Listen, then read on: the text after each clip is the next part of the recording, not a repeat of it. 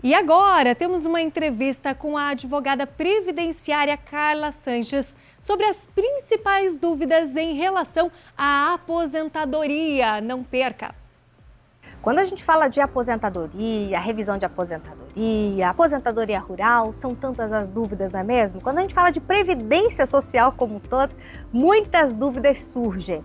E para esclarecer algumas das principais perguntas, das principais dúvidas, eu hoje converso com a super advogada previdenciária Carla Sanches. Tudo bom, Carla? Tudo bem, Patrícia? Tudo bem com todo mundo aí que está assistindo a gente? Isso, Carla, a gente separou a nossa produção as principais perguntas que as pessoas fazem quando o tema é relacionado à aposentadoria e previdência social também. Olha só, por exemplo, vamos começar sobre dona de casa, né? Muitas donas de casa nos acompanhando nesse momento querem saber também, dona de casa pode se aposentar, Carla? Pode, Patrícia. O que é importante a gente entender? Qualquer pessoa ela pode se aposentar, desde que ela esteja aí contribuindo para o INSS. É interessante que teve uma lei, né, alguns anos atrás, que falava assim, era a lei para a doméstica, a lei para a dona de casa, que é aquela contribuição um pouquinho menor para essas donas de casa, mas muito cuidado. Essa contribuição é a contribuição do baixa renda. Então a pessoa ela vai ali, né, contribuir, só que ela tem que se enquadrar como baixa renda. Então, às vezes, o marido ganha um pouquinho a mais, ela já não é baixa renda, então não pode ali contribuir só com 5%, tem que contribuir com 11%. Ah, mas como que eu vou saber, doutora? Quais os caminhos que eu devo seguir? Primeiro, a gente, nesse caso, né, ela vai lá até o CRAS e ela vai ver se ela se identifica como baixa renda. Dando ok, ela começa a contribuir. Porém, Patrícia, pode acontecer de o CRAS ele aprovar o baixa renda, porém ele não ser validado pelo INSS. Então, a partir do momento que você foi lá no CRAS, começou a contribuir ali durante 6 meses, já vai até o INSS, vê se as suas contribuições batem e se você vai poder contribuir até aí aos 5%. Então, é possível sim, mas muito cuidado com como que vai contribuir, né? Para não dar erro lá no futuro. Perfeito. O que é um contribuinte facultativo, Carla? Ótima pergunta. A gente tem vários contribuintes, né? O individual, o facultativo, né? E o que é facultativo? Vamos pegar ali a palavra em português. O facultativo é aquilo que não é obrigatório. Então, o contribuinte individual, no caso eu, que sou advogada, eu sou uma autônoma, então eu tenho a obrigação de pagar INSS. Agora, o facultativo é aquela pessoa que ela não tem uma renda, uma remuneração. Vamos dar um exemplo muito comum, o estudante. Aquela pessoa foi lá, passou no vestibular, está fazendo uma faculdade, mas, por exemplo, só tem um estágio. O estágio ele não é um CLT, então ele vai lá e vai pagar como facultativo. E ele vai ter o seu código específico. O facultativo tem 2 códigos específicos que são ali pelo facultativo. E muito cuidado também, Patrícia, existem umas proibições, existem pessoas que não podem de jeito nenhum pagar como facultativo. Por exemplo, eu dei o meu exemplo que sou advogada. Às vezes eu fui lá, errei e contribuí como facultativo. Eu tenho como consertar isso, mudar o código e passar a pagar certo. Porém, o funcionário público está lá, aquele concursado na prefeitura, mas ele quer também se aposentar no INSS. De maneira nenhuma ele pode pagar como facultativo, ele tem que pagar ali como contribuinte individual. E nesse caso, se ele pagar como facultativo, perdeu. Não tem como aí consertar. Às vezes até tem em algumas decisões judiciais, mas como não é unânime, então muito cuidado. Perfeito. Pessoas que trabalham como MEI podem se aposentar? Podem sim.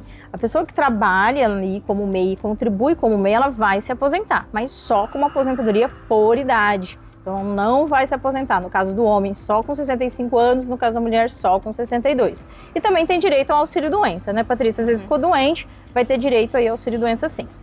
Carla, o que é o fator previdenciário? O fator previdenciário é uma pergunta complexa, Patrícia. Mas assim, é aquele negócio que quando você vê sua aposentadoria, você vai xingar. Porque é aquilo que vai fazer baixar a sua aposentadoria. Ai. Exatamente. Esse fator previdenciário ele é aplicado até 2019, de todas as aposentadorias de 2019 para trás. Após a reforma da Previdência, caiu o fator previdenciário. Isso foi bom? Em alguns casos sim, em alguns casos não. Mas a maioria dos casos, o fator previdenciário, ele é um cálculo que vai levar em consideração o tempo que você contribuiu, a sua idade, no momento da aposentadoria. E aplica-se ali um fator, né, ali uma média salarial, que é uma continha que vai fazer baixar o benefício. Então, basicamente é isso. Assim, digamos assim, mais para as pessoas entenderem, porque é bem complexo, Patrícia, porque realmente é uma formulazinha de matemática que vai fazer com que o seu benefício baixa ali na hora do momento da aposentadoria. Posso continuar trabalhando mesmo após me aposentar? Pode sim, desde que sua aposentadoria seja comum. Então, se você tem uma aposentadoria comum, uma aposentadoria por tempo de contribuição, uma aposentadoria por idade, você pode continuar trabalhando. Inclusive, se você for CLT, ou seja, registrado, além de trabalhar, vão continuar recolhendo o INSS. Ah, mas doutora, para onde foi esse INSS? Vai ficar para o sistema, não vai voltar para você. Porém, Patrícia, aquela pessoa que é aposentada por aposentadoria especial. O que é aposentadoria especial? Aquela pessoa que trabalhou lá 25 anos na atividade insalubre. Vou dar um exemplo clássico, que é um médico.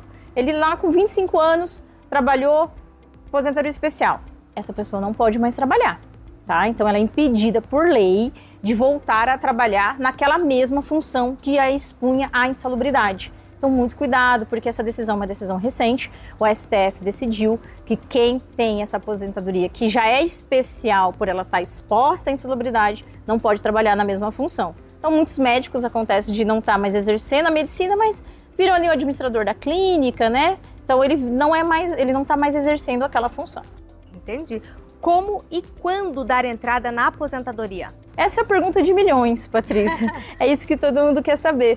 E a resposta é, para não, a gente às vezes responde isso, a pessoa fala, tá me enrolando, mas não é verdade. A gente precisa fazer mesmo um cálculo, precisa pegar aquele ser humano, cada ser humano é diferente, então ele tem uma contribuição diferente, ele vai ter um histórico contribuinte diferente do vizinho, embora às vezes você fale, mas meu vizinho aposentou antes, mas tem que ver o histórico.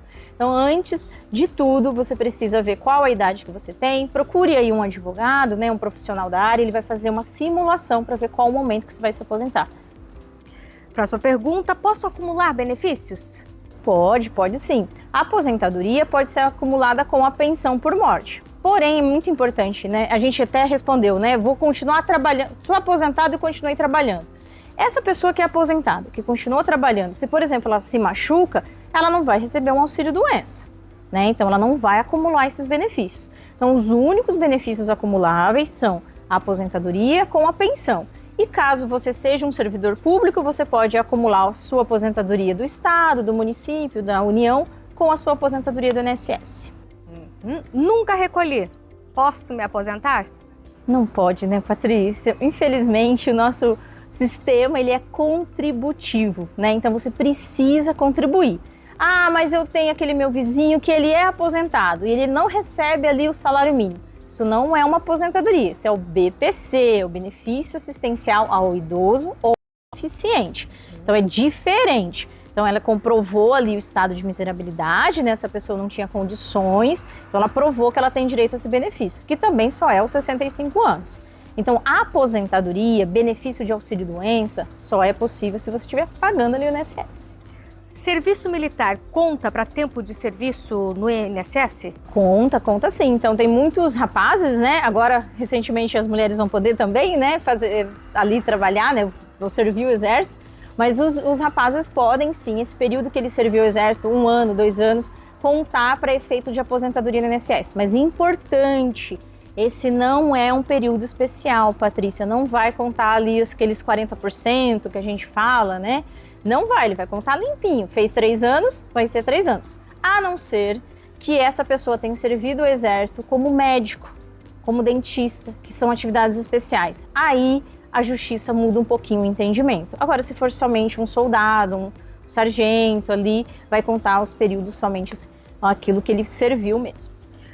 Para a gente encerrar, vamos falar sobre o pessoal da área rural também, a diferença, por exemplo, de você fazer a contribuição estando na roça, através de notas e tudo mais, e depois ir para a área urbana e talvez trabalhar com carteira assinada, e quem porventura trabalha com carteira assinada e depois vai para a roça para trabalhar na roça. Tem diferença para aposentadoria também, Carla? Tem sim, Patrícia.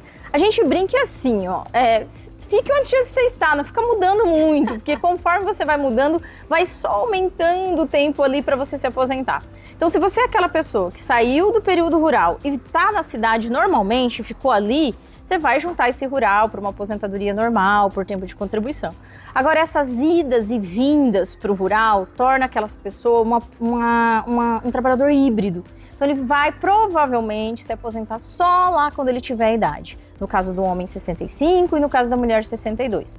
E tem uma diferença tamanha, né, Patrícia? A pessoa que nunca saiu do sítio, por exemplo, o homem, nunca saiu do sítio. Aos 60 anos, ele vai se aposentar e comprovar através de notas fiscais os últimos 15 anos. E no caso da mulher, com 55 anos de idade. Agora, ficar indo e voltando, isso vai fazer vai misturar muitas coisas, então por isso essa pessoa vai se aposentar só lá quando tiver já a idade que a gente chama da idade urbana, né? Então toma cuidado. Então às vezes, eu vou voltar para o sítio. Às vezes volta para o sítio, mas continua recolhendo o carnezinho. Perfeito. Carla, muitíssimo obrigada, viu, por esclarecer as dúvidas dos nossos telespectadores. É sempre um prazer, uma honra estar juntinho contigo. Eu que agradeço sempre a oportunidade. Até uma próxima. Até. E vocês voltam agora com o nosso Vitrine Revista.